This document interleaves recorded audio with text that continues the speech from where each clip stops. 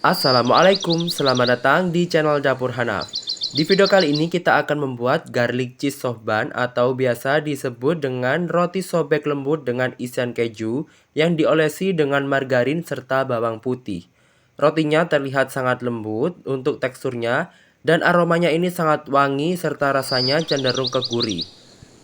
Bisa kita lihat bahwa teksturnya sangat empuk sekali dan juga lembut. Roti ini biasanya dijual di toko bakery dan tentunya kita bisa membuat sendiri di rumah. Langsung saja kita simak ke cara pembuatannya. Pertama siapkan wadah bersih, kemudian tuangkan 220 gram tepung terigu protein tinggi. Masukkan 1 sendok makan munjung susu bubuk, kemudian 3 gram ragi, 30 gram gula pasir. Kemudian untuk bahan keringnya ini kita aduk dengan menggunakan whisker terlebih dahulu agar tercampur merata. Setelah tercampur merata, kemudian masukkan 1 butir telur, ini untuk beratnya sekitar 50 gram tanpa kulit. Kemudian tambahkan 100 hingga 100 ml susu full cream dingin. Dan untuk penambahannya ini kita tambahkan secara bertahap. Kemudian kita aduk dengan menggunakan mixer untuk campuran telur, susu dan juga bahan kering. Gunakan kecepatan rendah terlebih dahulu, kemudian kita tingkatkan kecepatan hingga maksimal. Setelah sedikit tercampur merata, kemudian masukkan sisa susu full creamnya. Dan di sini saya gunakan totalnya kurang lebih 105 ml. Kemudian aduk kembali dengan menggunakan mixer hingga benar-benar tercampur merata. Tahap awal proses mixing adonan ini tidak perlu sampai kalis, hanya cukup tercampur merata saja untuk bahan kering dan juga bahan basahnya. Setelah tercampur merata, kemudian tambahkan 30 gram margarin atau bisa menggunakan 30 gram mentega. Kemudian tambahkan 3 gram garam dan di sini saya gunakan garam sea salt atau bisa teman-teman menggunakan garam biasa. Kita aduk kembali dengan menggunakan mixer hingga benar-benar kalis. Untuk proses mixing adonan tentunya sangat bergantung dari jenis mixer yang teman-teman gunakan serta kecepatan pada mixer yang digunakan. Dan pastinya waktunya sangat bervariasi antara yang satu dengan yang lainnya. Selain dari jenis mixer yang digunakan, tentunya proses mixing adonan dengan cara ditarik seperti pada video akan mempercepat adonan menjadi lebih kalis. Dan juga ini dilakukan agar beban mixer tidak terlalu berat saat proses mixing adonan hingga didapatkan adonan yang kalis. Setelah adonan terlihat kalis ataupun permukaannya lembut, kemudian tangan kita sedikit olesi dengan menggunakan minyak. Kita ambil adonan yang masih tersangkut di handle mixer. Kemudian kita sisihkan dan dengan menggunakan bantuan scraper kita scrap adonan yang masih berada di pinggir mangkok ataupun pinggir wadah. Kita satukan adonan yang masih menempel di bagian pinggir mangkok ataupun wadah.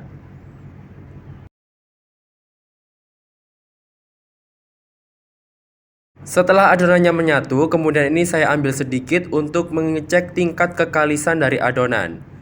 Kita bentangkan seperti pada video, jika sudah berbentuk selaput tipis dan tidak mudah pecah, ini artinya adonan sudah kalis. Kemudian adonan ini kita ambil dan kita rapikan dengan cara dibulat-bulatkan seperti pada video. Dan pastikan untuk tangan kita sudah diolesi dengan menggunakan minyak tipis-tipis agar nantinya tidak ada adonan yang lengket. Kemudian adonan ini kita tutup dengan menggunakan serbet bersih dan kita istirahatkan selama kurang lebih 1 jam. Setelah 1 jam diistirahatkan bisa kita lihat untuk adonannya mengembang 2 kali lipat. Kemudian sebelum adonan ini kita bagi-bagi, untuk tangan kita juga kita olesi terlebih dahulu menggunakan minyak. Kemudian adonannya sudah mengembang tadi kita kempeskan dengan cara dipukul-pukul agar nantinya udara yang terperangkap di dalam adonan bisa keluar. Selanjutnya adonan ini kita bagi menjadi 9 bagian dengan masing-masing bagian memiliki berat 48 hingga 49 gram. Dan ini sudah saya bagi menjadi 9 bagian dan masing-masing bagian memiliki berat 49 gram. Selanjutnya ambil satu adonan, kemudian kita bulatkan dan kita rapikan seperti pada video sebelum adonan kita rounding.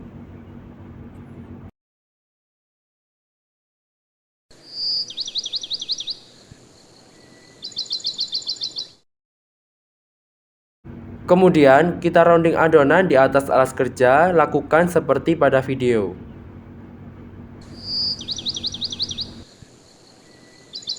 Setelah selesai di rounding, kemudian kita sisihkan dan kita lanjutkan ke bagian adonan yang lainnya.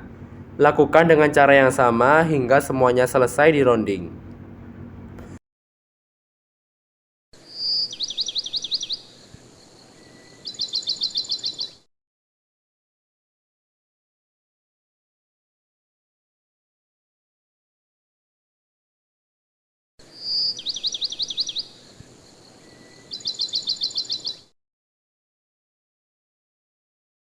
Setelah selesai di rounding, kemudian kita istirahatkan, tutup dengan menggunakan kain bersih.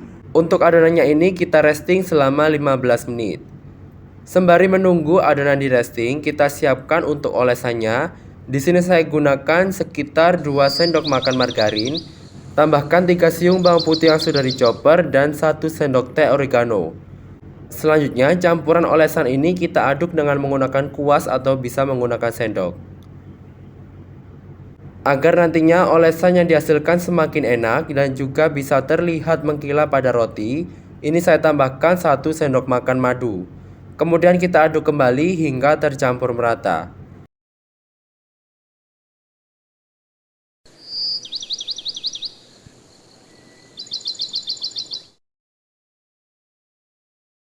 Kemudian kita kembali ke adonan yang sudah di resting selama 15 menit. Bisa kita lihat untuk ukurannya semakin membesar. Kita ambil satu adonan yang pertama kali di rounding, kemudian kita kempeskan dengan cara ditekan-tekan seperti pada video, agar udara yang terperangkap di dalam adonan bisa keluar. Kemudian siapkan keju yang sudah dipotong dadu, kita letakkan di bagian tengah adonan dan kita tutup dengan cara dilipat seperti pada video.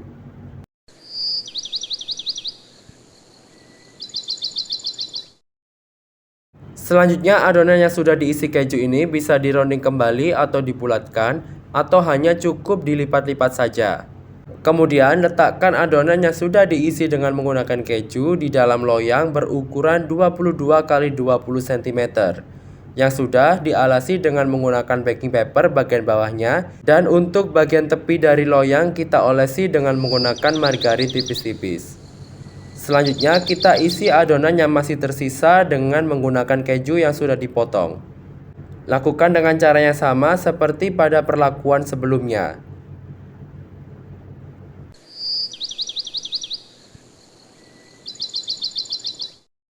Kemudian kita letakkan di dalam loyang dan agak sedikit diberi jarak agar nantinya memberi ruang pada adonan yang mengembang saat di resting.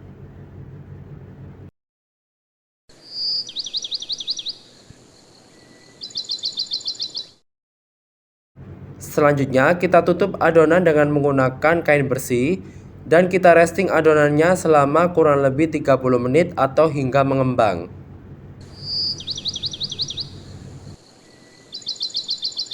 Setelah 30 menit di resting, bisa kita lihat untuk adonannya sudah mengembang dan ini adonannya sudah memenuhi loyang serta menempel satu sama lain. Kemudian adonannya sebelum kita oven, kita olesi dengan menggunakan olesan margarin dan juga bawang putih yang sudah kita buat tadinya.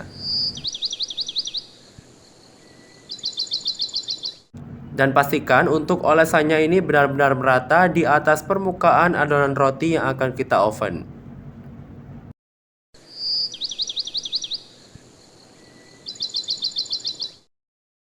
Sebelumnya saya sudah panaskan oven dengan menggunakan suhu 170 derajat Celcius menggunakan api atas bawah. Kemudian kita oven adonan rotinya dengan menggunakan suhu yang sama yaitu 170 derajat Celcius menggunakan api atas bawah selama kurang lebih 60 menit. Dan tentunya untuk waktu serta suhu yang digunakan bergantung dengan oven masing-masing. Sehingga teman-teman perlu mengetahui karakter dari oven yang akan digunakan.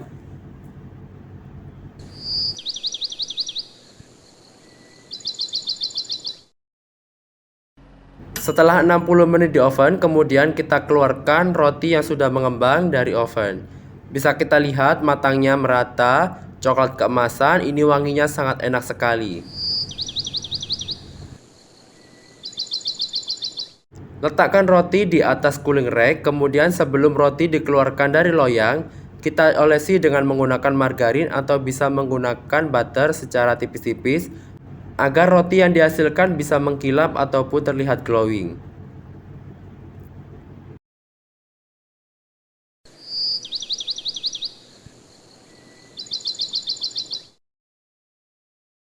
Dan seperti inilah roti yang dihasilkan, bisa kita lihat untuk permukaannya terlihat mengkilap dan juga glowing.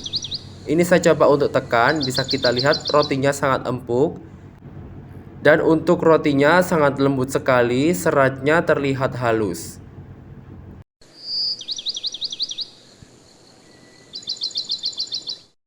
Untuk tingkat keempukan dari roti bisa kita lihat saat ditekan, rotinya bisa kembali ke bentuk semula. Ini saya coba untuk belah, bisa kita lihat untuk teksturnya sangat lembut, seratnya sangat halus.